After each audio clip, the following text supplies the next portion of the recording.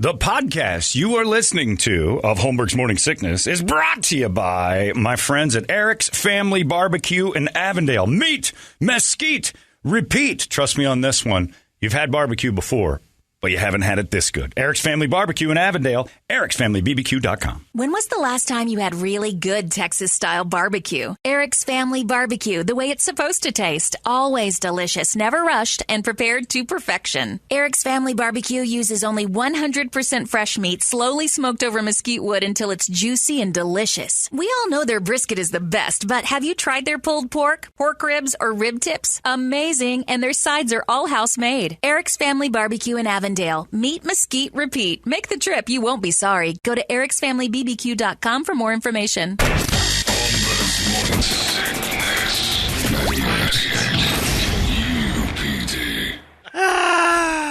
So you got family working here. Avenged Sevenfold there. I got silly. Sorry, everybody. You got to hate that. Walking into the room and we're all in hysterics from the show within the show. Let's just say Front Butt sometimes makes an appearance here off the air, and she does terrible stuff. She's on OnlyFans. We should have an OnlyFans for people who would pay to listen to the other stuff that goes on in here. We'd be there with Gruden, though. That's the problem. No question about that. But tell you what, man. Now there's articles coming out right now that Gruden's always been meaner to his black players. I'm like, oh, what a brave article you've written here. Is it coming Finally. Out? Yeah. Well, wait until the house is on fire to say that the house is on fire. You get marshmallows on it now.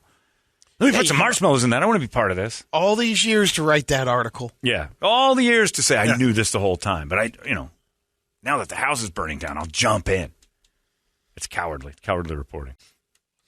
Had that story come out a year ago. Like, Jesus, John Gruden I'd have taken some. I can't believe he's going back into coaching. Right. Because he had this reputation beforehand. Can't believe anybody'd hire him with that. It's crazy. It's just all nuts. Yeah. Did you see that we were talking about this? The entertainment drill is brought to you by our friends at reactdefense.com, the home of Tactical Black.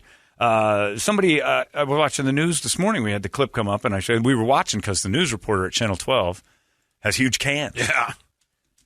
That's what we were looking at. That caught our eye. Like, I clicked on that. I'm like, what's this? Turns out at Gateway Trailhead. And I don't know where that is. I know some trailheads around here. I don't know where Gateway is. It must be Far East Valley by the airport.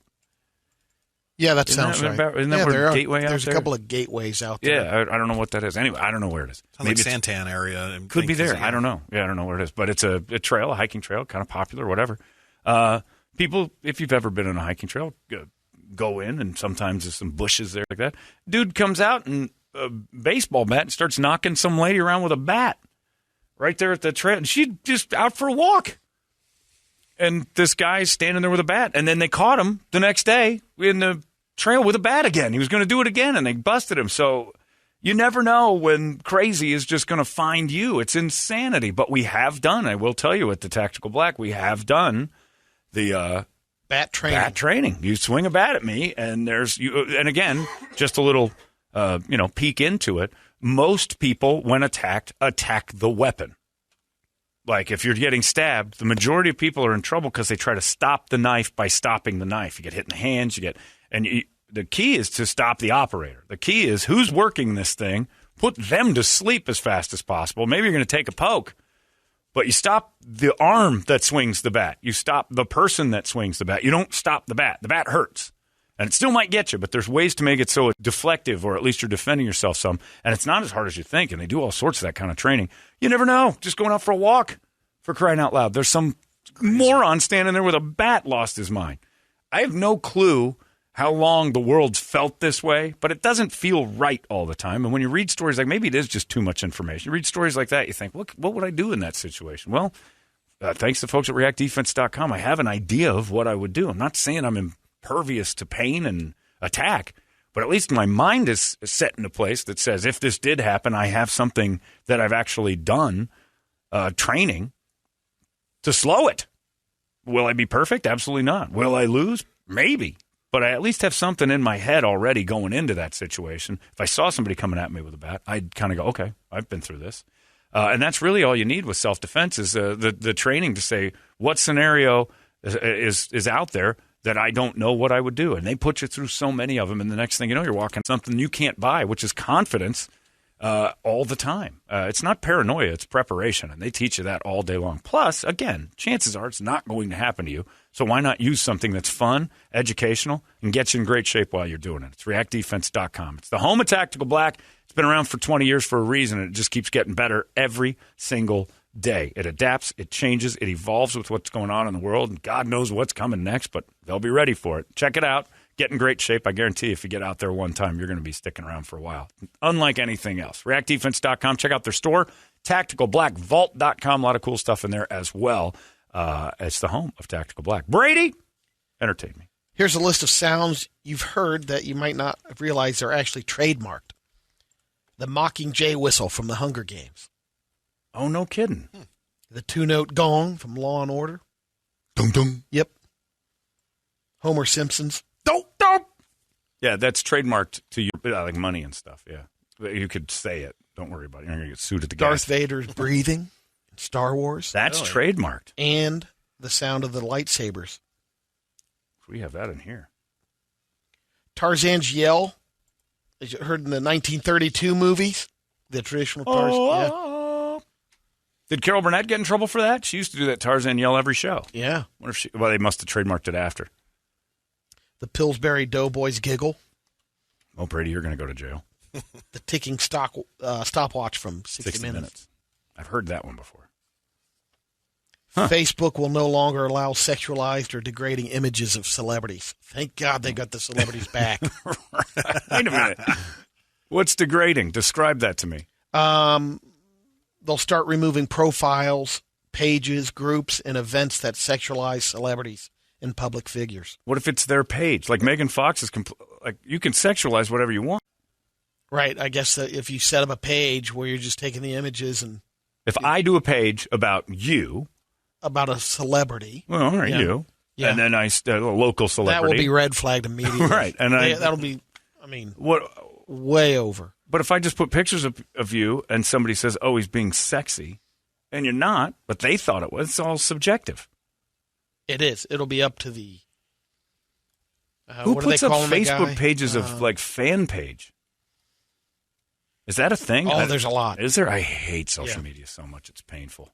So some people just put up a Facebook page. Facebook's global head of safety. Oh God! Said these changes were made to prevent a figure's appearance from being weaponized. Global head of safety sounds sexy. Now, on the other side of it, Olivia Wilde is ready for society to jump on the free the nipple bandwagon. She just did an interview on Vogue and a little photo shoot. How about that? Remember when we had her on the thing and her handler hung up on us because I said you have not fallen for Hollywood's tricks of plastic surgery and huge boobs and all this other stuff, and you're still beautiful. And I was basically trying to make a point. He goes, okay, that's enough. Some guy gets on the line, that's enough. I'm like, no, I'm trying to make the point that you don't have to go to this gargantuan-ass, giant, canned, huge-lipped thing. You're a gorgeous woman that isn't, falling for the game. And I don't think she was mad. I think she wanted to talk about it. And thought it was dude hung up. Yeah. He hung up on you? He panicked. Oh, and I'm like, man. I'm not talking about her boobs that way. I'm saying you have smaller breasts, and that's okay. You're actually like a hero for being sexy and different compared to all the cookie-cutter nonsense that was out. Well, she did a photo shoot, unretouched, sustainable skincare line called True Botanicals. We're both looking. How about this one? James Gunn. She's pretty. To make a Gilligan's Island movie where the castaways get desperate and start killing and eating each other. It was pitched back in the 90s by a guy named Charlie Kaufman. He wrote adaptation, being John Malkovich. He's brilliant. Yeah. And he pitched it to Warner Brothers in the 90s. But Sherwood Schwartz shot it down. Well, he died. Gunn brings it back again and presents it to Warner Brothers, but the estate of Sherwood Schwartz nixed it again. Yeah. So basically, James Gunn says, if the estate ever changes its mind, I'm ready to go. Sherwood Schwartz was the father of, I think his name's Michael Schwartz, who was the executive producer and creator of Baywatch. The family Schwartz has done some syndicated TV that is just ridiculous. But I would watch that Gilligan's Island to see like how that would be pretty cool. Yeah. But I want to see the actual. I want to see the real cast, and that's impossible. But who'd you eat first? Don't answer that. Who goes first? Lovey. You get really old people first. Yeah. You want that aged. Yeah. Well, I'll tell you why. Because they're going to get sick probably faster than anybody else. So you want their bodies while the meat is still good. So but right if off you're the bat, looking for survival, you want to take the strongest out. Right? Well, you're going to say the strongest is the skipper, but it's not. No. It's the professor. Yeah, He's the most I'd fit, say and he's the strongest. Skipper's just fat.